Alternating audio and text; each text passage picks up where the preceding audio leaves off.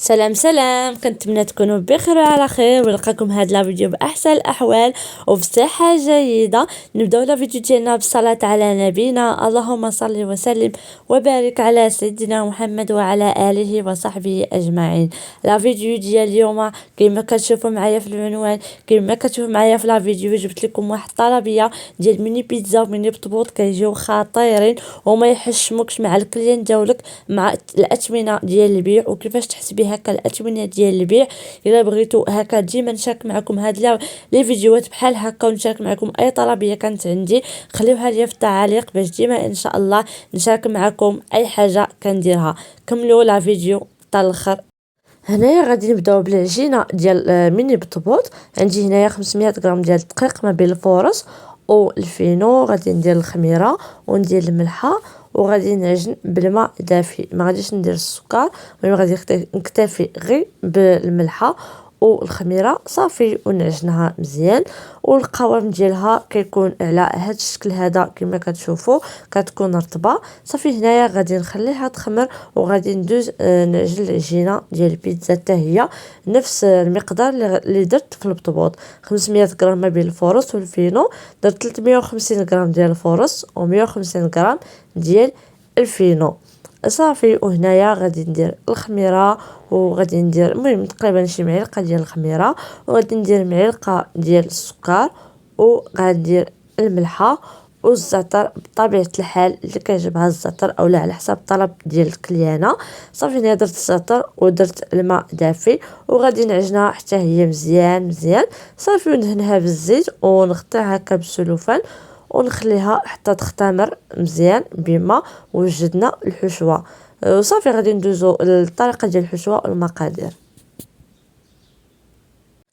غادي نبدا بالحشوه ديال البطبوط. عندي هنايا نص كيلو ديال البصله اللي غسلتها ونقيتها وغادي نقطعها على هذا الشكل هذا. وهنا غادي يبان لكم الدجاج ديال البيتزا وديال البطبوط. بالنسبه للبطبوط استعملت نص كيلو ديال الصدر ديال الدجاج اللي قطعته قطع صغيره، وبالنسبه للدجاج ديال الميني بيتزا استعملت 4 ديال الصدر ديال الدجاج وطحنتها في الهاشوار. ممكن تستعملوا هكا الكفته ديال لاداند صافي. هنايا بعد ما غادي نقطعها غادي ندير الزيت وغادي ندير الملحه ونخليها تشحر. بما تشحر عاد ندير عليها داك الدجاج. بالنسبه للدجاج راه ديجا شرملته من قبل، لا هو لا ديال البيتزا. بالنسبه للعطريه درت فلفل اسود ودرت الحرقوم ودرت سكنجبير ودرت القزبر ودرت الملحه ودرت المعدنوس ودرت صوص صوجا. بالنسبه لصوص الصوجا اختياريه. وبالنسبه للدجاج ديال البطبوط درت فيه العطريه ديال الشاورما حتى هي اختياريه. وهنايا غادي ندوز للحشوه ديال البيتزا. وهنا في المقله الكبيره اللي درنا فيها البصله هذا اللي قطعناها هكا شرائح اللي غادي نعمروا بها البطبوط. هنايا درت عليها داك الدجاج صافي، نحركها ونخليها حتى طيب صافي. والاخرى حتى هي راه درت عليها الدجاج اللي طحنا في الهاشوار اللي غادي نديرو البيتزا صافي. هنا نخليهم طيبوا وندوزو للحشوه الاخرى. المهم هنايا بالنسبه للحشوه ديال البيتزا عندي هنايا البصله اللي درتها في الماء، وعندي هنايا القرعه الخضراء وخيزو ومطيشه. بالنسبه للحشوه ديال البيتزا اختياريه على حسب الطلب ديال الكليان ديالكم اولا نتوما اش غديروا. بالنسبه للكليانه ديالي طلبات لي انا ندير ليها هكا خيزو محكوك في هكا في البيتزا، وطلبات لي القرعه والبصله وما نديرش ليها الفلفله. داكشي علاش مهم ديما انكم تمشيو على طلب ديال الكليانه.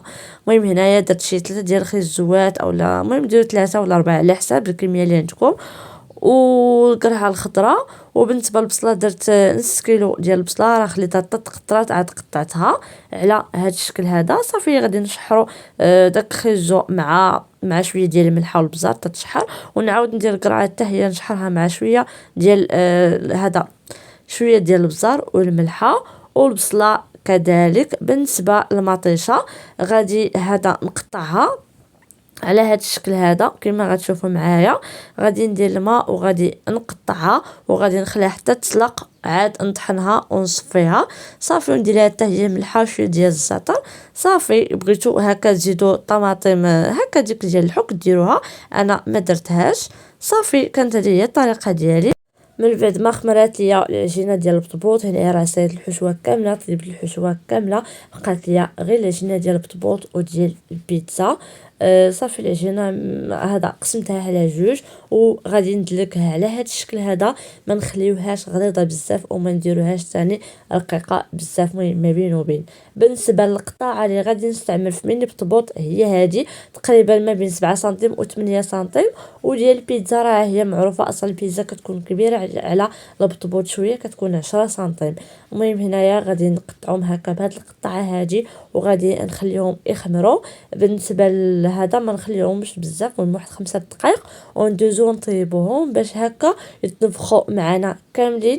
بالنسبه لهاد العجينه هذه ما نضيعوهاش، نجمعوها ونديروها في بلاصتيكا ونخليها تخمر باش نعاودو هكا نطلقوها بالثلاج ونشكلوها على هاد الشكل هذا. هنا دزت كنطيب البطبوط راه كامل تبارك الله ما شاء الله، جا منفوخ وجا خاوي من الداخل. صافي هنايا دزت العجينه ديال البيتزا حتى هي قسمتها على جوج ودلكتها على هذا الشكل هذا كما كتشوفوا. مهم نحاولوا هي نديروها رقيقه، كما كتعرفوا ان البيتزا كتجي زوينه الا كانت رقيقه. وعاوتاني غادي نقول لكم على حساب الطلب ديال الكليانه ديالكم.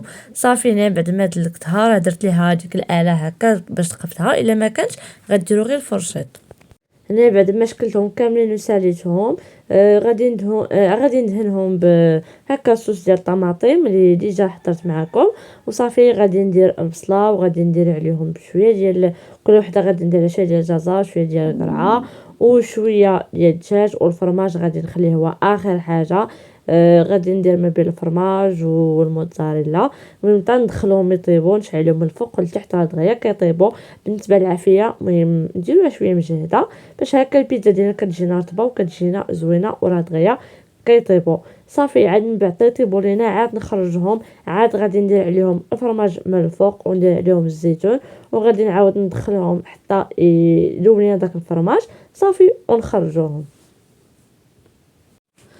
من بعد غادي نبدا نعمر هاد البطبوط هذا من بعد ما قطعته على هاد الشكل هذا. صافي غادي ندير هكا القياس ديال هكا ديال الدجاج. المهم راه نسيت ما قلتش لكم بالنسبه للدجاج زدت عليه واحد 3 دراهم ديال الزيتون مقطع.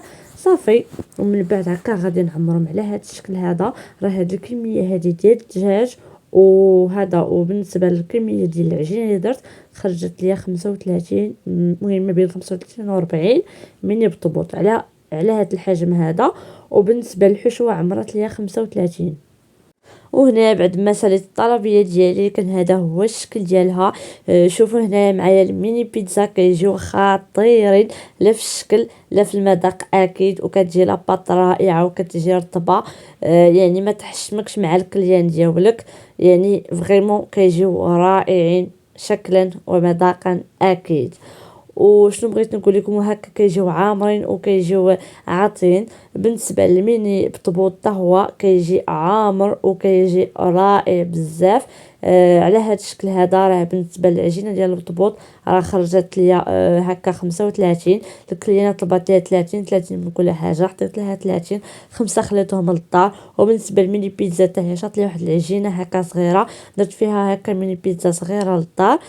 صافي قد هي الكميه اللي خرجت ليا. بالنسبه للاثمنه ديال البيع ديال هاد المملحات هادو، ميني بيتزا هكا 10 سنتيم كنخرجها ب5 ديال الدراهم حتى 6 ديال الدراهم على حساب شنو خسرتو فيهم. انا هنايا خرجتهم ب5 ديال الدراهم. بالنسبه لميني بطبوط خرجتو ب4 ديال الدراهم هكا القطعه ديال 7 سنتيم 8 سنتيم. الا كنت قطعتوها بالقطعه ديال البيتزا راه غتخرجهم ب5 6 ديال الدراهم على حساب شنو خسرتو فيهم، واش درتو الخضره واش درتو، راكم عارفين. بالنسبه لكيفاش هكا تحسبوا، راه كتجمعوا المقادير كاملين اللي خسرتوا، البوطه اي حاجه خسرتوها كتضربوها على جوج وكتقسموها على عدد الحبات اللي عطاتكم. صافي هكا كتعرفوا الاثمنه ديال المملحات ديالكم او لا اي حاجه. وهنايا غادي يسالي لا فيديو ديالي. كنتمنى لكم لا فيديو ديال اليوم، وما تنساونيش من التعليق ديالكم ومن لي لايك ديالكم، واللي مازال ما تابونات عندي في القناه تخلي لي ابوني واللايك باش يوصلكم كل جديد.